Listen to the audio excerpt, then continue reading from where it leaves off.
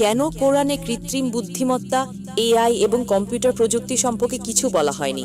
কারণ এখন এআই খুব বিপজ্জনক হয়ে গেছে।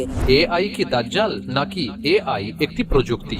কোরআন কোনো সায়েন্সের বই নয়। আমি এআই সম্পর্কে জানতাম না, আল্লাহ জানতেন এআই আসতে চলেছে। কোরআনে এআই এর কথা বলা হয়নি কেন?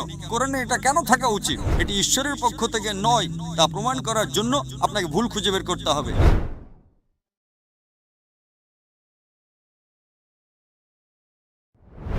আমার নাম মিসা।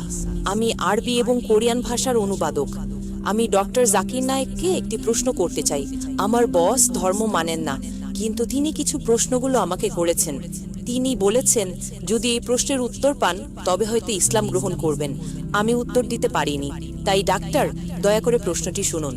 আমার বস বলেছেন কেন কোরআনে কৃত্রিম বুদ্ধিমত্তা, এআই এবং কম্পিউটার প্রযুক্তি সম্পর্কে কিছু বলা হয়নি? কারণ এখন এআই খুব বিপজ্জনক হয়ে গেছে। এটি অনেক কিছু করতে পারে, যে কোনো কিছু সিদ্ধান্তও নিতে পারে। আমার বস এই ব্যাপারে খুব কৌতূহলী। ধন্যবাদ। আপনার বসকে বলুন কোরআন কোনো সায়েন্সের বই নয়। SCINCE। যদি কোরআন সায়েন্সের বই হতো তবে এটি বিশাল আকারের হতো। এই যে ভবনটি দেখছেন এর ভেতরে যত বই রাখা সম্ভব সব বই মিলেও এর সমান হতো না। যদি কোরআন বিজ্ঞানের বই হতো আর এতে সব বৈজ্ঞানিক তথ্য উল্লেখ করা থাকতো, তাহলে কোরআন এতটা বিশাল হয়ে যেত যে আপনি কোনোদিনও তা পড়ে শেষ করতে পারতেন না। কোরআন কোনো সায়েন্সের বই নয়। সায়েন্স, আপনি যদি জিজ্ঞাসা করেন কোরআনে কি লেখা আছে 2 আর 2 মিলে 4 হয়, না, কোরআন কোনো সায়েন্সের বই নয়, এটি নিদর্শনের বই। SIGNS। তাই আমাদের দেখতে হবে কোরআনে যা কিছু বলা হয়েছে তা যেন ভুল না হয়। যদি আপনি মনে করেন যে কোরআনের সব কিছুই উল্লেখ থাকা উচিত, তাহলে ভাবুন তো বিজ্ঞানে কত হাজার হাজার PhD আছে, doctor, engineer, heart specialist, brain specialist. এই সব কিছু যদি কোরআনে লেখা হতো আর আপনি তা পড়া শুরু করতেন, তাহলে আপনার পুরো জীবনেও তা শেষ করতে পারতেন না। ঠিক না বেঠিক?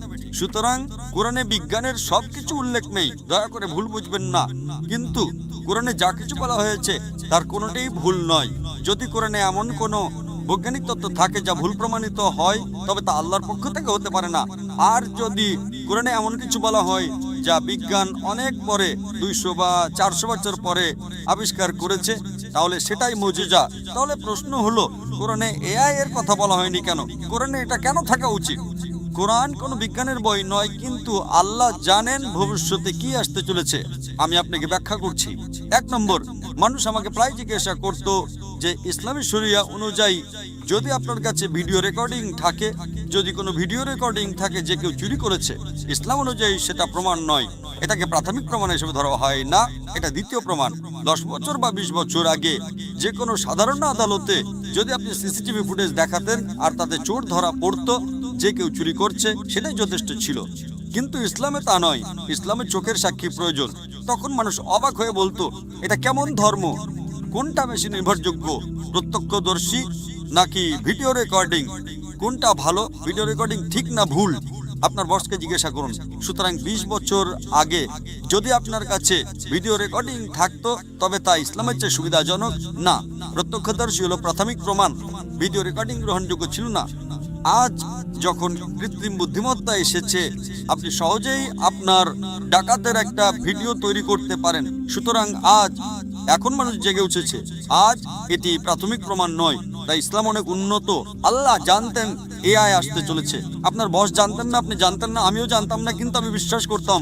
আমি বলেছিলাম না ইসলাম সঠিক, হয়তো আগামীকাল কিছু ঘটবে। আমি এআই সম্পর্কে জানতাম না, কিন্তু 15 বছর আগে আমার উত্তর ছিল শরিয়া সঠিক।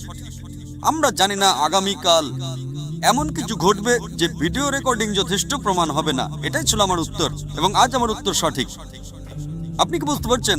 সুতরাং আল্লাহ এআই সম্পর্কে জানেন, তাই ভিডিও রেকর্ডিং প্রাথমিক প্রমাণময়, কিন্তু প্রত্যক্ষদর্শী হলো প্রাথমিক প্রমাণ। সুতরাং আল্লাহ এআই সম্পর্কে জানেন। যদি তিনি সবকিছু লিখতে শুরু করেন, আপনি ছোট কোরআনই পড়েননি, আপনি চিকিৎসা, ভ্রূণতত্ত্বে সবকিছু সম্পর্কে কি পড়বেন? না, এটি টেলিগ্রাফিক মেসেজ।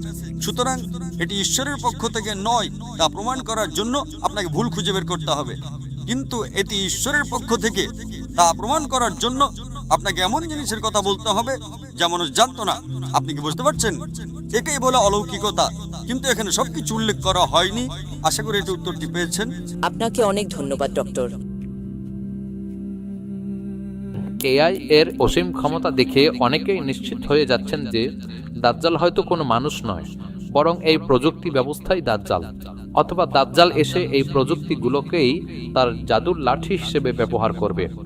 কেউ কেউ বলছেন ক্লাউড সিলিং বা কৃত্রিম বৃষ্টি দাজ্জালের বৃষ্টি, আর সুপারসনিক বিমানই তার বাহন।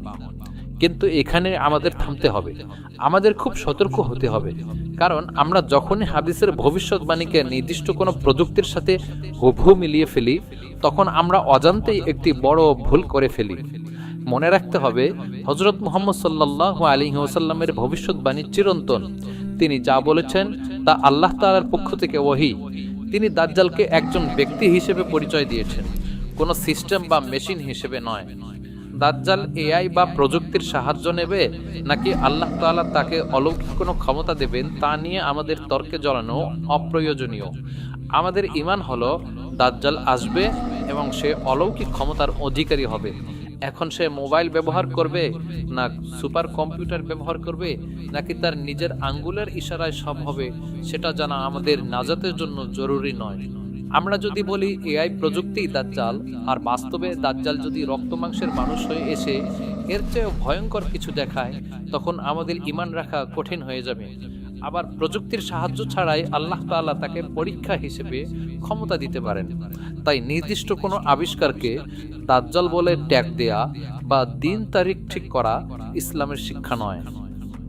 এখন প্রশ্ন আসতে পারে, তাহলে আমাদের করণীয় কি? আমাদের প্রয়োজন দাজ্জাল সম্পর্কে সতর্ক থাকা, সে যে বেশেই আসুক না কেন। এআই বা কৃত্রিম বুদ্ধিমত্তা মানুষের তৈরি একটি প্রযুক্তি মাত্র। এর ভালো দিকও আছে, খারাপ দিকও আছে। আমাদের দায়িত্ব হলো প্রযুক্তির দাসে পরিণত না হওয়া। এআই এর নেতিবাচক ব্যবহার, ডিপ ফেক ভিডিও দিয়ে মানুষকে প্রতারিত করা বা স্ক্রিনের রঙিন দুনিয়ায় আসক্ত হয়ে আখেরাতে ভুলে যাওয়া, এগুলো থেকেই আমাদের বাঁচতে হবে।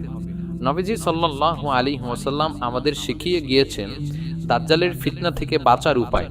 তিনি বলেছেন, যারা সূরা কাহাফের প্রথম 10টি আয়াত মুখস্থ করবে এবং আমল করবে, তারা দাজ্জালের ফিতনা থেকে নিরাপদ থাকবে। তিনি প্রতি নামাজের শেষে দাজ্জালের ফিতনা থেকে আল্লাহ তাআলার কাছে আশ্রয় চাইতেন। প্রিয় দর্শক, দাজ্জাল আসছে এটা সত্য, কিন্তু তার চেয়েও বড় সত্য হলো আমাদের মৃত্যু যে কোনো মুহূর্তে আসতে পারে। আমরা কি সেই অনন্তকালের জন্য প্রস্তুত? প্রযুক্তির এই মায়াজাল যেন আমাদের ঈমান হরণ করতে না পারে, সেই কামনাই করি। আল্লাহ হাফেজ। এরকম আরও interesting video, doctor Zakir Naik Bangla lecture, Bangla ওয়াজ, জাকির নায়েক প্রশ্ন উত্তর ও দেশের সমসাময়িক বিষয় জানতে চ্যানেলটি সাবস্ক্রাইব করে আমাদের সাথে থাকুন।